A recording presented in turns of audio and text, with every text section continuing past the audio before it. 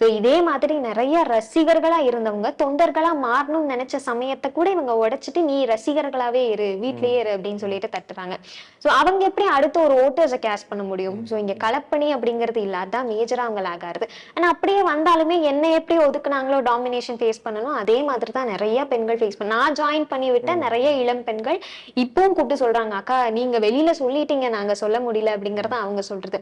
ஏன்னா சொன்னதோட விளைவுகளே நீங்க சோசியல் மீடியாஸ்ல பாப்பீங்க, ஒஃபென்சிவான வார்த்தைகள், தேவையில்லாத கருத்துக்கள் பரப்புறது. இப்போ நிஜமாவே என்ன மாதிரியே ஃபேஸ் பண்ணிட்டு இருக்கிற பொண்ணுங்க எப்படி வந்து சொல்லுவாங்க? நாளை பின்ன அரசியல் களம் அப்படின்னு வரும்போது அவங்களுக்குள்ள ஒரு பயம் இருக்கும் இல்லையா? ஏன்னா நான் அரசியல் களத்துக்கு வரும்போது என்னோட ஒரு மிகப்பெரிய ஆசை, யூத்ஸ் நிறைய பேர், அதுவும் இளம் பெண்கள் நிறைய பேர் அரசியல் களத்துக்கு வரணும். அப்கோர்ஸ் இளைஞர்கள் வராங்க, பட் இளம் பெண்கள் கொஞ்சம் லேக் ஆறாங்க அரசியல் களம் அப்படிங்கும்போது அவங்களுக்கு ஒரு பயம் இருக்கு அப்படின்னு நான் நினைச்சேன். ஸோ என்ன பார்த்து அட்லீஸ்ட் ஒரு 2 பேராவது வருவாங்க அப்படின்னு நினைச்சேன். இவங்க பண்ற ட்ரோல்ஸ் அண்ட் ஒஃபென்சிவ் மெசேஜஸ்ல யாரும் வரமாட்டாங்க போலதான் தெரியுது.